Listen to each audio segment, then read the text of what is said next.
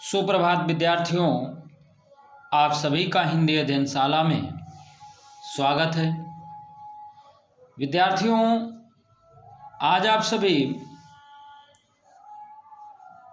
विराम चिन्ह के अंतर्गत कोष्ठक, लाघव और विवरण चिन्हों को पढ़ेंगे। विद्यार्थियों, लाघव चिन्ह को संक्षेप सूचक चिन्ह या संक्षेपक चिन्ह भी बोलते हैं। आइए देखते हैं। विद्यार्थियों, पिछले दिन जो कार्य दिया गया था उस कार्य का मिलान करेंगे। यदि आपने दिए गए कार्य को में कुछ गलतियां की हैं तो उन गलतियों को सुधार करके पुनः लिखेंगे। आइए देखते हैं। निर्देश यह था कि निम्नलिखित वाक्यों में उचित विराम चिन्ह का प्रयोग करके पुनः लिखें। तो यह कार्य आप सभी को अभ्यास पुस्तिका में करना था। पहला प्रश्न था, सुभाष चंद्र बोस ने कहा, यानी इसके बाद जो है विद्यार्थियों यहाँ पर जो है आप देख रहे हैं कि ये यहाँ पर जो चिन्ह लगा हुआ है ये दोहरा उद्धरण चिन्ह है।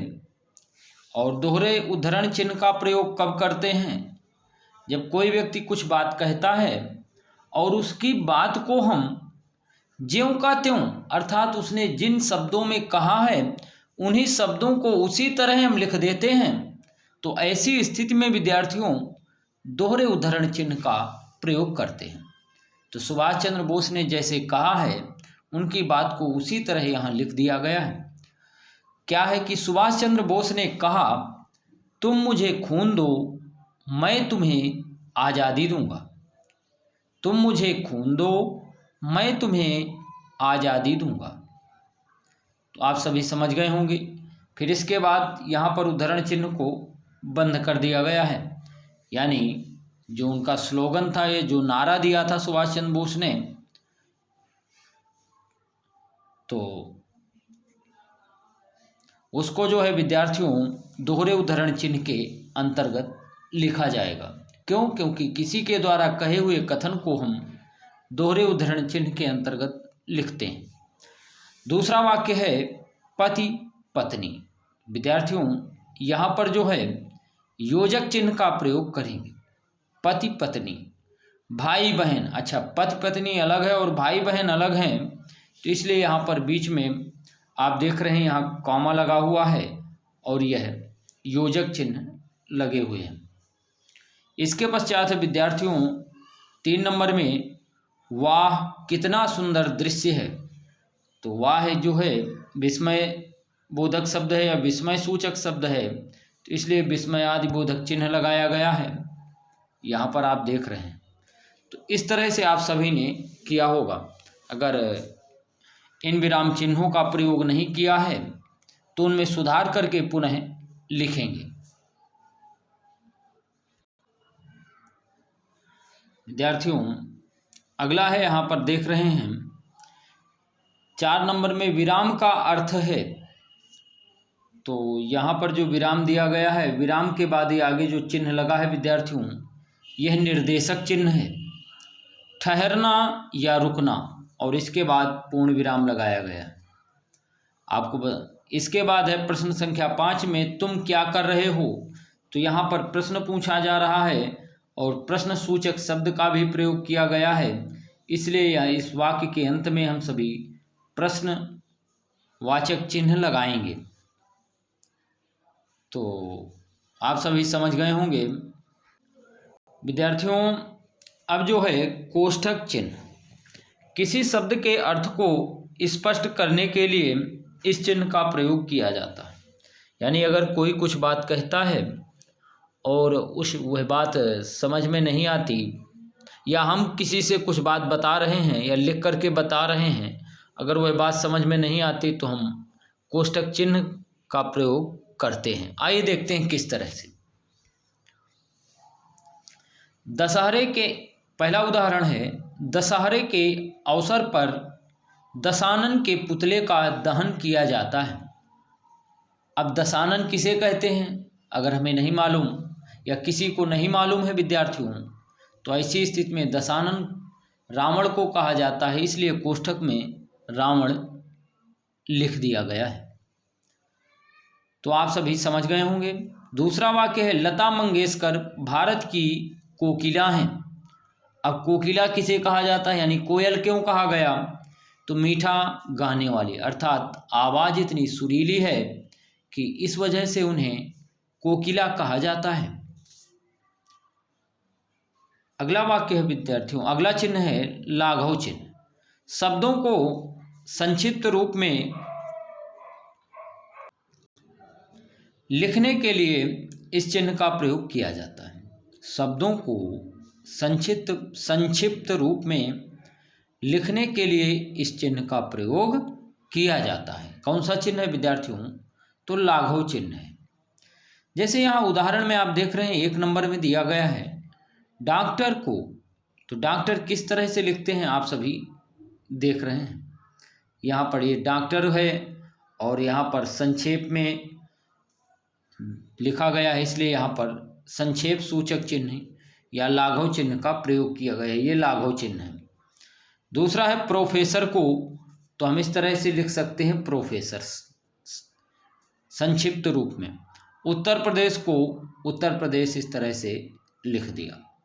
तो विद्यार्थियों यहाँ पर आप देख रहे हैं कि लाघव चिन्ह का प्रयोग करके इन शब्दों को लिखा गया। उत्तर प्रदेश किस तरह से ऊ बनाया गया है, उसके बाद लाघव चिन्ह लगा दिया गया है और प्रा लिख करके उसके बाद भी लाघव चिन्ह का प्रयोग किया गया है।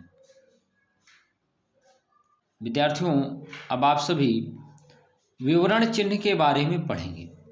विवरण चिन्ह किस तरह से लगाते हैं यहाँ पर देखेंगे आप सभी कि 2 बिंदु हैं और इसके बाद एक लाइन खींच दी जाती है, ऐसे विवरण चिन्ह का प्रयोग किया जाता है।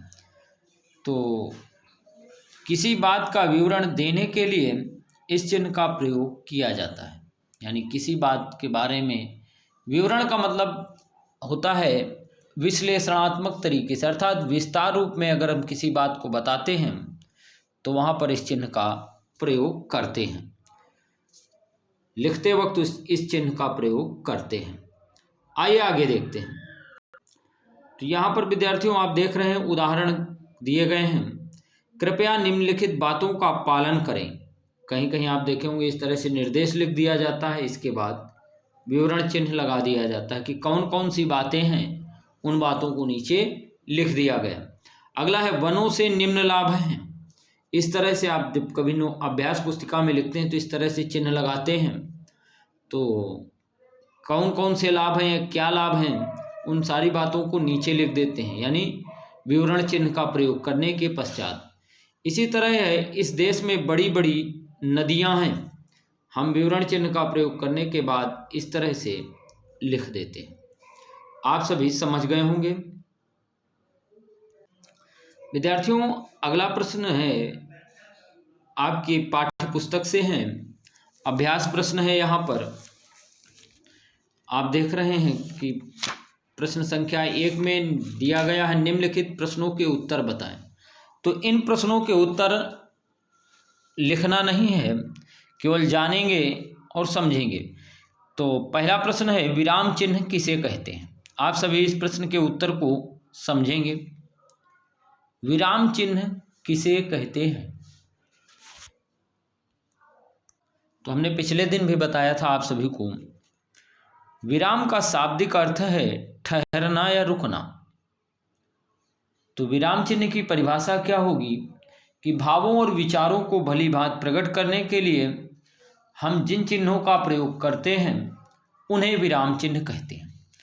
अब उदाहरण के तौर पर है तो एक उदाहरण लिख दिया गया कि रोको मत जाने दो। अगला है विद्यार्थियों प्रश्न संख्या 2 में कि पूर्ण विराम और अल्प विराम में अंतर बताएं, यानी पूर्ण विराम और अल्प विराम का प्रयोग कहाँ किया जाता है।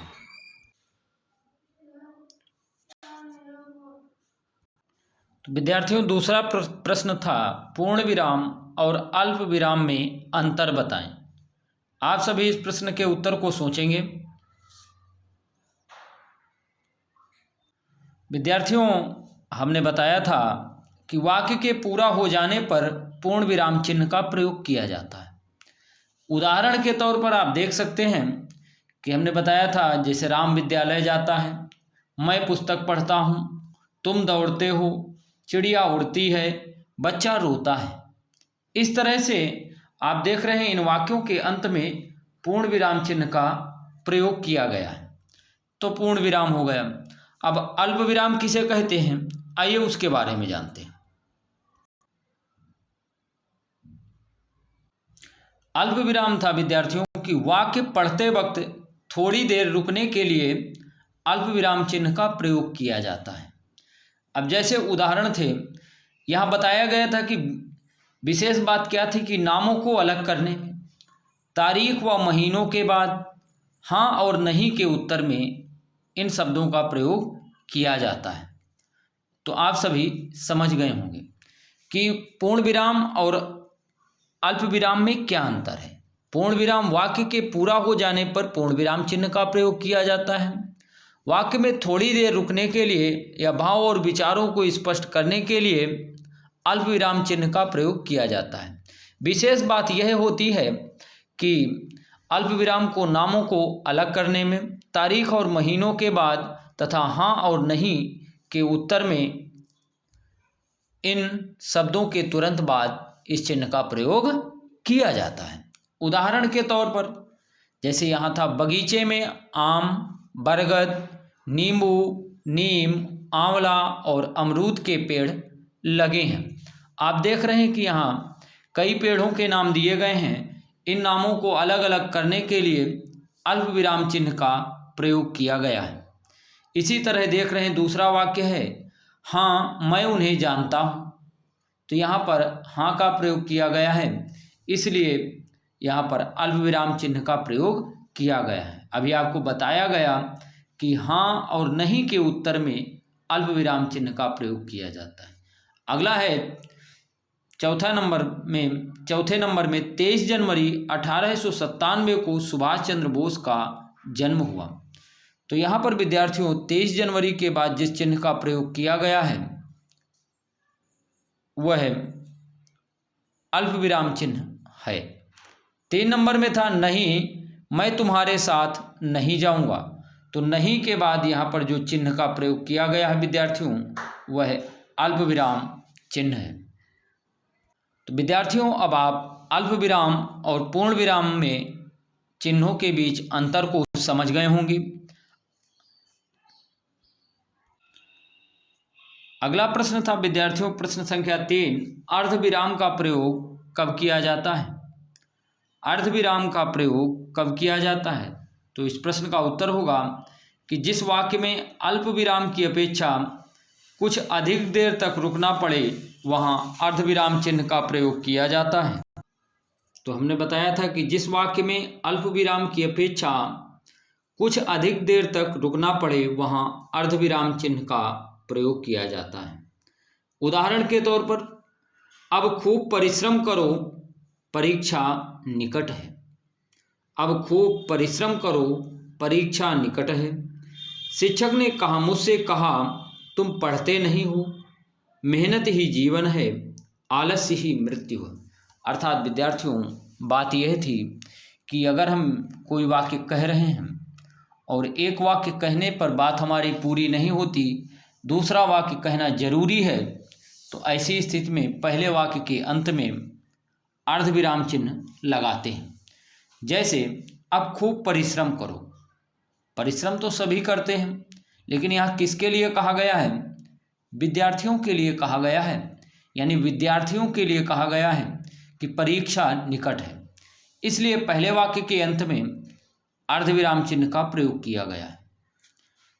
अन्य भी उदाहरण आप देख सकते हैं, जब तक हम गरीब हैं, बलहीन हैं, दूसरों पर आश्रित हैं, तब तक हमारा कल्याण नहीं हो सकता।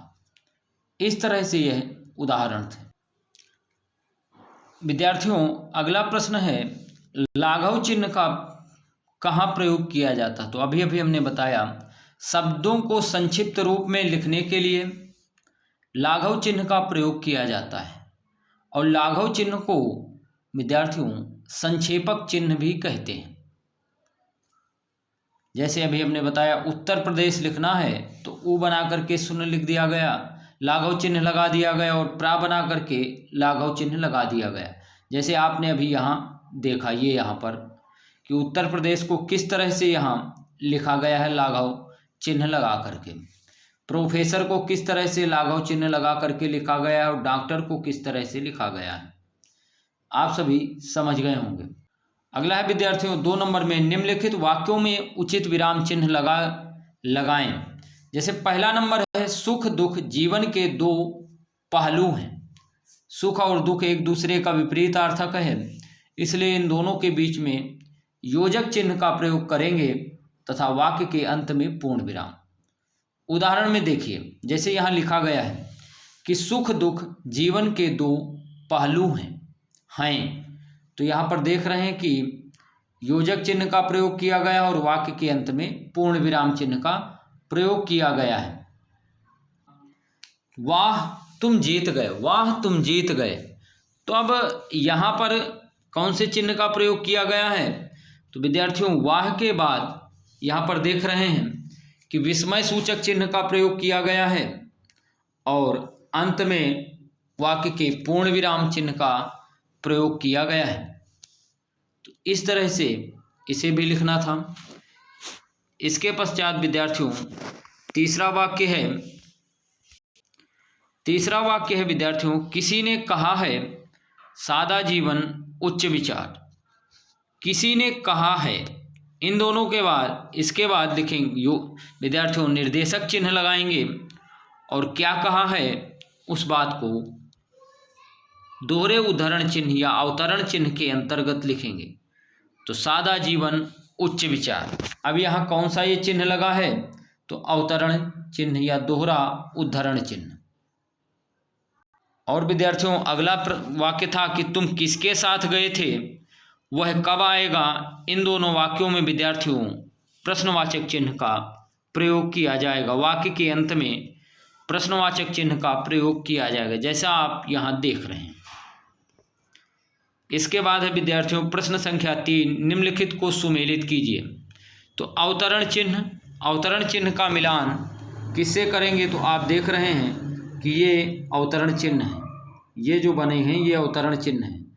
कोष्ठक चिन्ह ये दिया गया है, पूर्ण विराम ये है और अल्प विराम ये है, प्रश्नवाचक चिन्ह यह है और योजक चिन्ह ये है। इस तरह से इन प्रश्नों को करना था। तो विद्यार्थियों आप सभी ने समझ लिया। विद्यार्थियों पाठ्य पुस्तक में पेंसिल कार्य कुछ भी नहीं करना है, केवल पढ़ना था और अभ्यास प्रश्नों के उत्तर समझना था कि किस तरह से प्रश्न बनाए जा सकते हैं या किस तरह से प्रश्न पूछे जा सकते हैं। तो इस बात को आप सभी समझ गए होंगे। तो विद्यार्थियों आज का लेखन कार्य है कोष्ठक चिन्ह, विवरण चिन्ह, लाघव चिन्ह का प्रयोग करके एक एक वाक्य बनाइए। तो आज का कार्य केवल इतना ही है। धन्यवाद, बाय, फिर मिलेंगे।